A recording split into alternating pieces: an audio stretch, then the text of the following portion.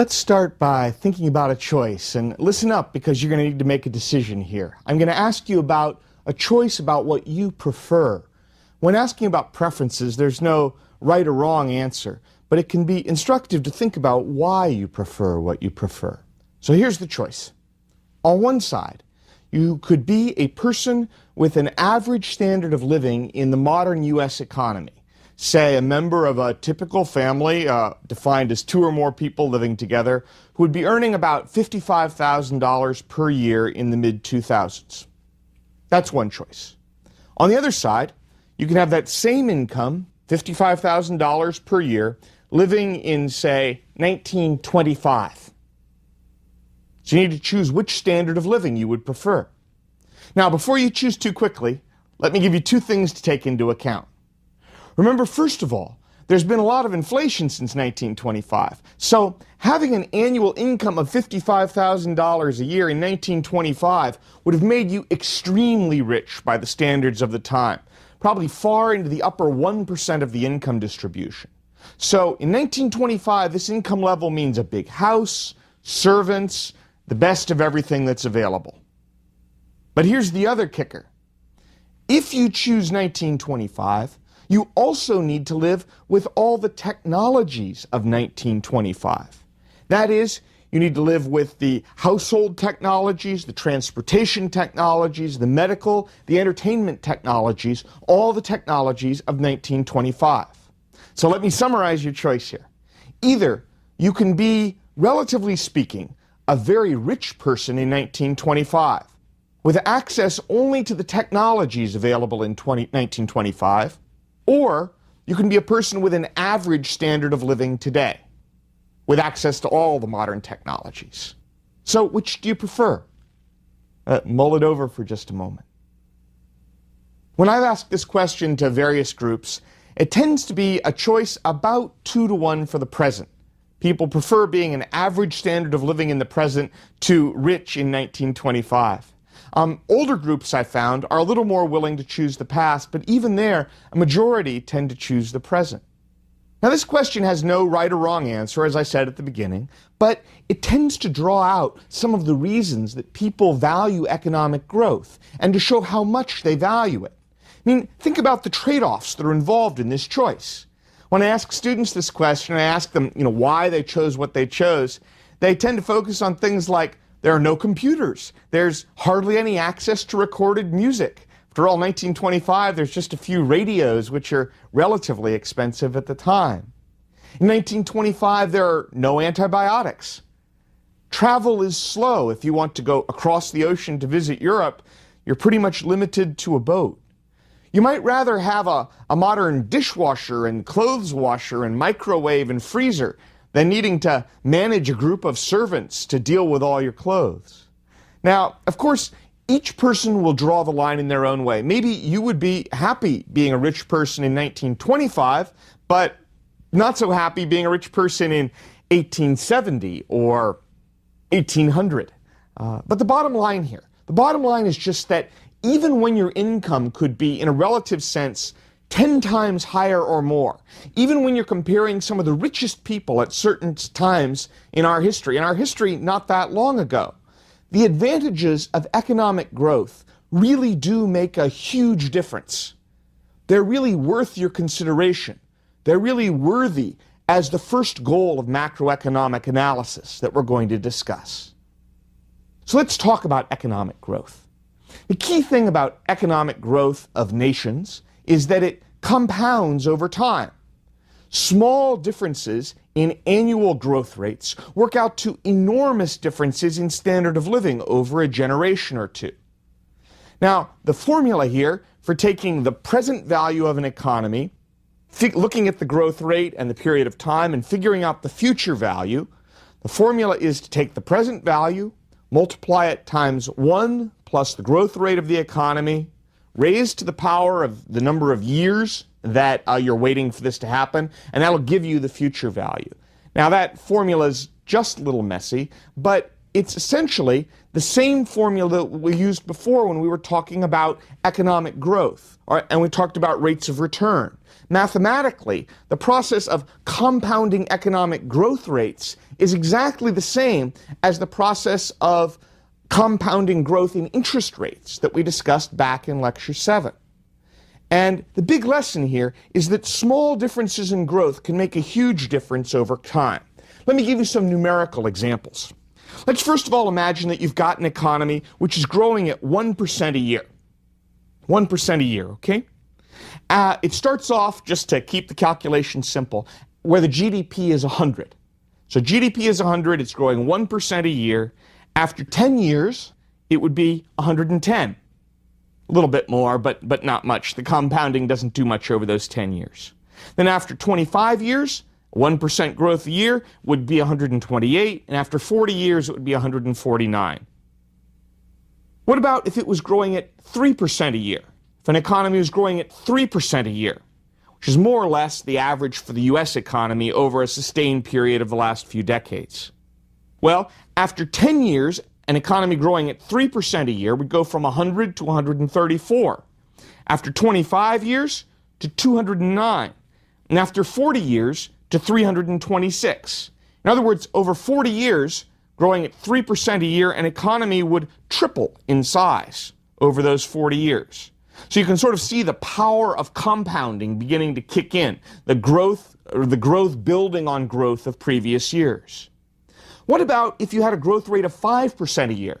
That's sort of the rate the U.S. economy might have in a really good year, but many countries like Brazil or Mexico have rates like that sort of on an ongoing basis for relatively long periods of time.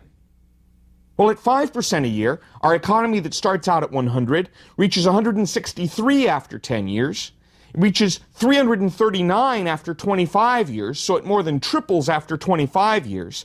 And if you could sustain that for 40 years, the economy would be 704, would increase more than sevenfold over 40 years. And finally, let's think about an 8% rate of economic growth. Now, 8% is frankly a little bit crazy. When we talk 8%, we're talking the fastest periods of Japanese economic growth back in the 1960s and 70s. We're talking China in more recent years. But let's think about it. With an 8% rate of economic growth, in just 10 years, the economy would go from 100 to 216. So it would more than double in size in a decade. After 25 years, the economy would go from 100 to 685.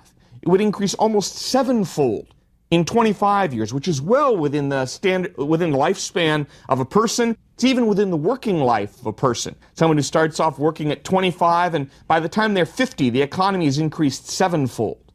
And if you could sustain that 8% rate of growth for 40 years, which no country has done, but just for the sake of the illustration, if you could sustain an 8% rate of growth for 40 years, then the economy would grow from 100 at the beginning of that time, say when a person was 25, to 2,172 at the end of that period. In other words, over the course of a person's working life, from age 25 to 65, they could see the economy expand by a multiple of 22. That's an extraordinary change in standard of living. So my basic lesson here, by giving these numerical examples, is that seemingly small differences in the annual rate of growth, the difference between 1 and 3%, 3 and 5%, 5 and 8%, it only looks like a percent or two. And you might sort of say, well, what's 1 or 2%? What difference can that make? But remember that it builds and builds and builds. It's a percent or 2 or 3 every single year. And over time, over several decades, it makes a huge difference in the standard of living. It makes all the difference. In the long run, you can argue that economic growth is literally the only thing that matters to the standard of living. What are some examples of fast and slow growth rates over time? Well, just to give you some historical feel for what these numbers mean, if you go back to the start of the 20th century, the United Kingdom and Argentina were two of the countries with the highest per capita GDP in the world. A century later, by the start of the 21st century, the United Kingdom was barely at average for Europe as a whole. In Argentina, if you ranked the countries of the world, ranked 80th or something like that. It wasn't even in the group of what we think of as high-income or highly developed economies. What happened to the UK and Argentina? Well, it wasn't that they had 1 or 2 bad years, or even that they had a bad decade. I mean, you know, the US economy had a terrible decade in the 1930s. But what really happened is that the rate of growth for those economies was at a lower pace, and it was a sustained lower pace over a period of decades. And as they more or less walked in place or made, gradual slow growth, the rest of the world surged ahead. Japan and South Korea are another useful example. Those two countries have largely caught up to many Western European nations in per capita GDP. Japan is roughly the equivalent of some of the richer nations in Western Europe. South Korea is the equivalent of some of the poorer nations in Western Europe. How did they do that?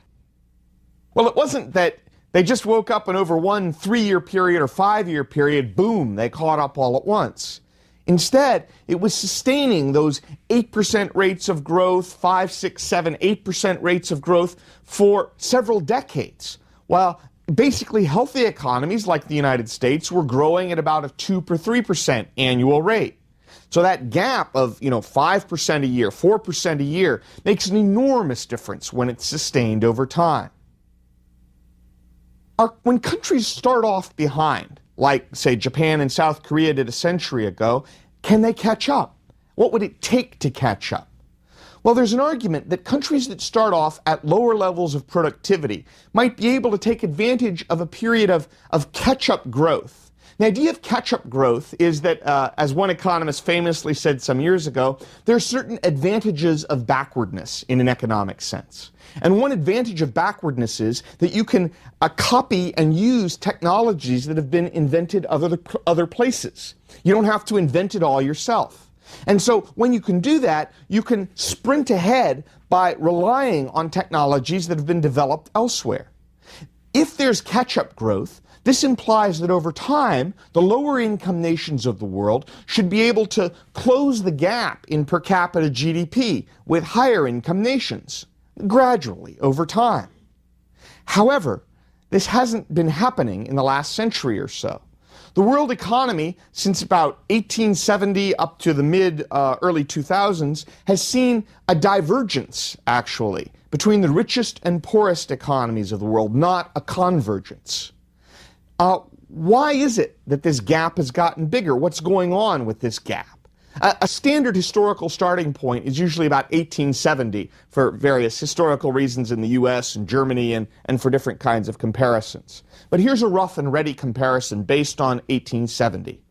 In 1870, if you took the richest countries in the world and you took their average per capita GDP, countries with the highest incomes, and you looked at the poorest countries with the lowest per capita GDP, the ratio of the highest countries to the lowest countries was about 9-to-1, about 9 times as high in per capita GDP. Now, project forward to 1960 and do the same exercise. Take the richest countries in the world, those with the highest incomes measured by per capita GDP, those with the lowest incomes, lowest per capita GDP. And the ratio by 1960, instead of 9-to-1, is about 38-to-1. If you look at 1990, same exercise, per capita income of the high-income countries versus per capita income of the low-income countries, the ratio is about 45-to-1. So the divergence between high-income countries and low-income countries seems to be, there seems to be divergence rather than convergence. Why is this? Why has this happened? Well, in an arithmetic sense, if you look at the actual standards of living, what's going on here is that the poorest countries in the world in 1990 or in 2000 are essentially living at subsistence. They're living at the lowest possible level where people are just barely getting enough to eat. And if you go back to 1870, the poorest countries in the world are still living at subsistence, where about the lowest possible standard of living. So if you look just at the lowest countries in the world, there's been very little gain from 1870 up until the late 1990s. But if you look at the high-income countries of the world, say the United States, much of Western Europe, Japan, and the like, they've obviously grown extraordinarily since 1870. So there seems to be some sort of a lesson here that the problem is that some countries are stuck not growing at all. There is catch-up growth for countries like Japan and South Korea and China once they start growing. But some countries are just stuck and they haven't even gotten out of the starting gate yet. In fact, at the start of the 21st century, Nobel laureate economist Robert E. Lucas of the University of Chicago wrote an article in which he described the process of long-run economic growth in this way. He said, "Imagine economic growth between the countries of the world as a sort of horse race. And each country is a horse, and all the horses start off in their gates around about 1800. Around about 1800, some countries start the process of economic growth, like, say, the United Kingdom and the United States. So the gates go up, and those two horses, the United Kingdom and the United States, start running down the course. But all the other horses remain stuck in their gates. Now, as you proceed through the 19th century, other horses leave the gates. Other countries start the process of economic growth. So Germany starts, France starts, the countries of Scandinavia start. In the 20th century, you see the starting gates go up for Japan, for East Asia, now for China, perhaps for India. I'm not meaning for this to be an inclusive list, but to give you a sense. Now, as these latecomers start off, Lucas argued, they can experience catch-up growth by piggybacking on some of the lessons and technology and markets that already exist. But some countries have yet to get started at all. The wealth of the high-income countries, that growth of the high-income countries, is really not built on keeping Africa poor or India poor or Western China poor. Those places are not poor because they're helping make the United States rich. They're poor because they are completely detached from the world economy and underdeveloped and not involved in trade or globalization. It's just hard to blame the international economy for the persistence of poverty. Globalization and the international economy has been extraordinarily helpful in lifting countries like East Asia and Japan and China out of global poverty. Saying that globalization creates poverty is kind of like saying, and this doesn't make a lot of sense, exercise makes me overweight because I don't do it. I mean, if you're not participating, then what you're not participating in is probably not the problem either. But there's an interesting possibility here. As the gates have gone up for country after country, region after region, if the 20th century was a time of divergence between the high-income and the low-income countries, might the 21st century be a time of convergence? For example, the World Bank classifies all countries of the world into high-income, middle-income, and low-income. And so if you look at the period from 1990 up until the early 2000s, a little bit more than a decade, real GDP in the high-income countries rose 2.5% a year over that time. The middle-income countries rose 3.2% a year, a little faster. And the low-income countries, led by China and India, rose about 4.3% per year. Thus, the economic gap between countries was reduced a little bit over this time. In the process of economic growth, though, it's worth remembering that those who started earlier have gotten off to a really, really big lead. As a result, the inequality between rich and poor countries, the highest and the lowest, has been growing because the rich have been moving ahead while those with low incomes, the poor, have been standing still. As more catch-up occurs, however, the result could be less economic growth in the last half-century or century. Now, this prediction is controversial. There's some who argue that continued divergence will occur. It's not clear whether, say, Africa will experience a productivity takeoff, and there are countries of the world which have taken a few steps forward and then seem to also have taken some steps back. For example, in Latin America, there have been times when Argentina and Peru and Venezuela seem to be really zooming forward during the 20th century, and there have been times when they seem to have taken 3 or 4 steps backward. There's some people who argue that certain parts of coastal Africa showed signs of convergence in the first half of the 20th century, but since then, they've clearly experienced divergence and haven't been able to keep up with the richer countries of the world.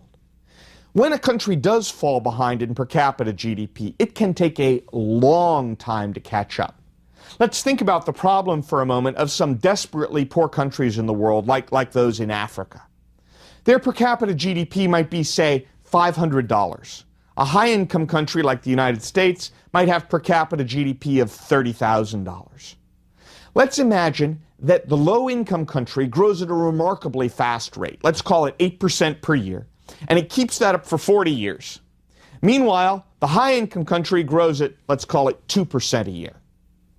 Now, you can do the multiplication here yourself, but bottom line, 40 years later, this low-income country that started off at $500 a year is now up to $10,862 a year. That multiple of 22 kicks in. However, the high-income country, which started off at $30,000 a year, with 2% growth, after 40 years, it'll be up to $66,000 and change per person. Now, it's true that it's no longer a multiple of 60 to 1, like it was at the beginning of the time period, but it's only a multiple of, call it, 6 or 7 to 1. Now, that is an insanely optimistic growth forecast for the poorest countries of the world. And even with that insanely optimistic forecast that they sustain 8% growth for 40 consecutive years, those poorest countries will still be far, far, far behind in standard of living 40 years from now. And there's just no plausible way to fix that. That's the most optimistic forecast for those countries I can really give you in good conscience. In the long run, internally generated growth is by far the single most important factor in a nation's standard of living. It's going to be far more important than trying to redistribute from rich to poor. Countries have to grow from within and grow across the board. Remember, if you redistribute a per capita GDP of $500 a person, it's still $500 a person. That's the average. Again, Robert Lucas of the University of Chicago described the importance of growth in this way. He said, "In this very minute, a child is being born to an American family, and another child, equally valued by God, is being born to a family in India. The resources of all kinds that will be at the disposal of this new American will be on the order of 15 times the resources available to his Indian brother. This seems to us a terrible wrong, justifying direct corrective action, and perhaps some actions of this kind can and should be taken. But of the vast increase in the well-being of hundreds of millions of people that has occurred in the 200-year course of the Industrial Revolution to date, virtually none of it can be attributed to direct redistribution of resources from rich to poor. The potential for improving the lives of poor people by finding different ways of distributing current production is nothing compared to the apparently limitless potential of increasing future production." So, what are the sources of economic growth? How could we increase future production? Since I'm focused here on real economic growth, I'm just going to leave out inflation and how it could drive up nominal GDP. Since I'm focused on per capita growth, I'm going to leave out the issue of a larger population. I'm also going to leave out the issue of people working more hours. We're not trying to increase the GDP here by having everyone work more hours. We're trying to get higher per person output. So my real focus is on the underlying causes of productivity growth. We can call that higher output per hour worked, or sometimes it's output per number of workers in international comparisons. Why might productivity grow, the increase in output per hour worked? Well, there are three big reasons. One would be an increase in physical capital. That is, more capital equipment for workers to use on the job. Second reason would be more human capital. Human capital refers to workers who have more experience or better education. And the third big reason is better technology. That is, better ways of producing things, of using your physical capital, and of using your time. Now, in practice, all of these work together. More skilled workers with investment in new plant and equipment that embodies better technology and production methods all fit together to increase production. But you can do a calculation where you consider how much has education per worker increased, how much is equipment per worker increased, how much is skill per worker increased, and then what economists tend to do is they find that those factors don't explain nearly all of economic growth. And so they say the rest must be a development in technology. When you do this sort of breakdown of the determinants of economic growth for an economy like the US, you find that about a quarter of economic growth can be explained by growth in human capital, more education, more experience. Another quarter of economic growth can be explained by physical capital, that is just more machinery to work with, more plant and equipment. But about half of all growth is new technology. In other words, it's not using the same old capital or the same old skills from before, but actually new technology. Notice that these things that produce more productivity don't necessarily depend on a heavier use of the world's resources. I mean, maybe they will, maybe they won't. But new ideas, new skills aren't necessarily a greater use of resources. For low-income countries, if you do a similar breakdown of their reasons for growth, you tend to see that more of their productivity growth is coming from gains in physical and human capital, and not as much of their productivity growth from new technology, although all three continue to play a role. And so part of the goal for low-income countries is to start the process of catch-up growth, which means tapping into the new technology that's available in a better way.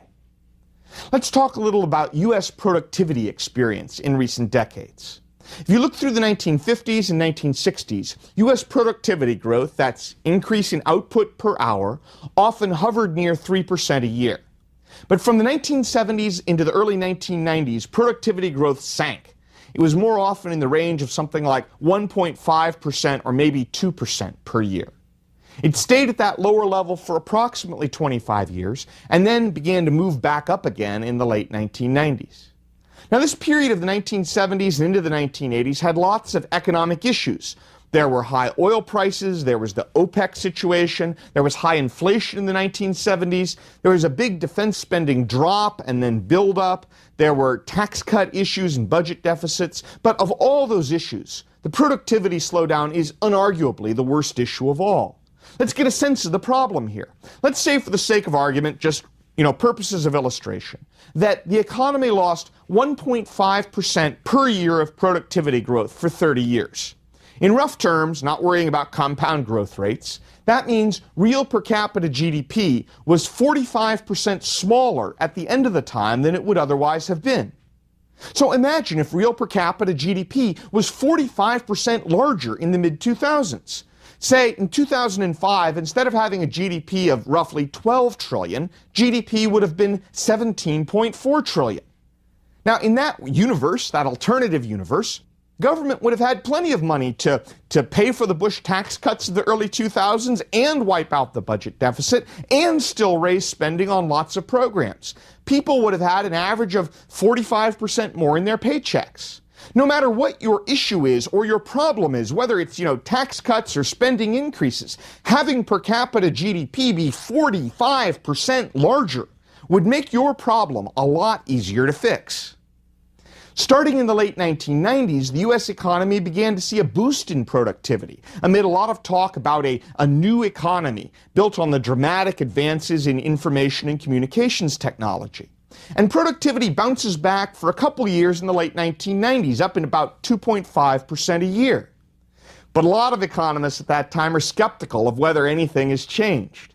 The worry was that the late 1990s also looked kind of like a bit of an economic bubble of sorts, with rapid but perhaps unsustainable growth. So there was this concern, maybe productivity was just high for a couple years, but would it last through the next recession? Well, the U.S. economy has a recession in 2001. And one of the remarkable things about the 2001 recession is usually productivity slows down a lot in recessions, at least temporarily, because output is down and productivity is output per hour. But productivity does not slow down much in 2001. And in 2002, 2003, and 2004, productivity growth was near or above 4% each year, which made these three of the best years for productivity growth in the last 50 years. Now, it's always, of course, very hazardous to say we're seeing the start of a long-term trend, and maybe I'll look like an idiot for saying it. I can't imagine that productivity growth is going to stay above 4% per year for the long term. But maybe the U.S. economy has finally shucked off that time of 1.5%, 2% growth a year and is back to sustained solid productivity growth in the range of about 3% per year. At least by the mid-2000s, the productivity boost of the new economy appears to be a real phenomenon in which new informations and communications technology are boosting productivity in a wide array of jobs.